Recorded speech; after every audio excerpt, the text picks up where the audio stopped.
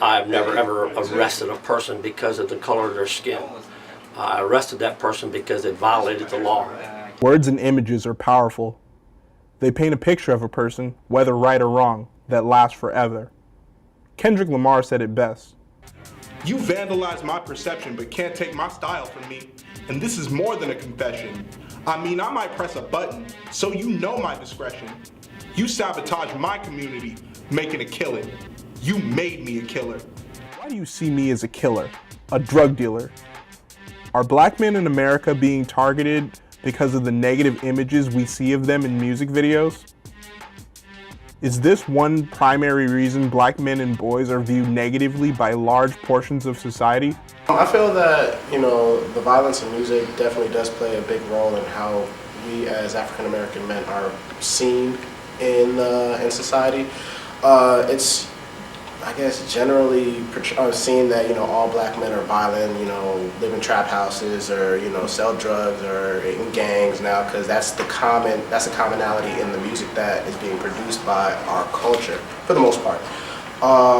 Now, how we're viewed in society is like, if that's what's constantly being put on the airways and on MTV and BET, and you're constantly seeing people talk about how much money they got or how many drugs they sell or all of that nonsense and the violence, then it's kind of constantly brainwashing people to think that all African American males are about that life. I think hip hop has like a major impact on like our culture. I think it's kind of like the voice of like our people, especially like the youth of our generation. And I think music has always been that, especially in like African American communities. So I think it's really just like going along with like black expressionism, like expressing ourselves like in today's like day and age. I don't think hip hop plays a direct role in police brutality.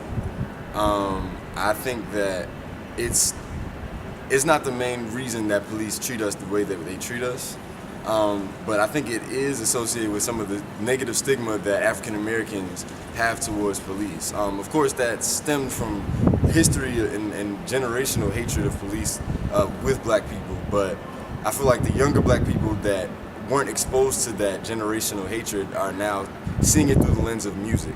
And oftentimes it's important to realize that in some ways the hip hoppers and the rappers and the musicians in the African American community are like politicians, and that what they say has a very strong influence on the zeitgeist or the overall thought process of the generation that is listening to the music. And we don't hear all the time bad words towards our friends. So I think it has a close relationship, and I think it's something very negative, and it's also both for the minorities and both for violence against women. There is always music about violence against women, violence against African Americans. So I think it's very related.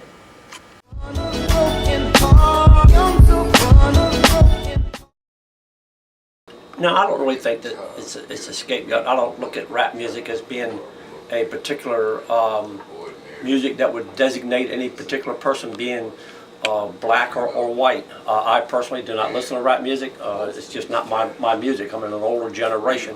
Officer Whitley, on the other hand, he does listen to rap music on occasion. So I don't look at a person when it comes to music as into whether they're white or black or any other nationality. I don't think race has to have an issue. I don't think color matters. I don't see color personally. I think it depends on what their mentality is and their attitudes at that time. I don't see any particular person as a black man or a white man or Asian or any other thing. I look at the person as a person. When I handle a complaint, when I first get to the complaint, I allow that person to take control, and I give them the ball. How they want to handle it and what they want to do with that ball becomes their responsibility. Let's continue to march for justice, but maybe it's time to rethink the messages being sent out to the world about ourselves through music.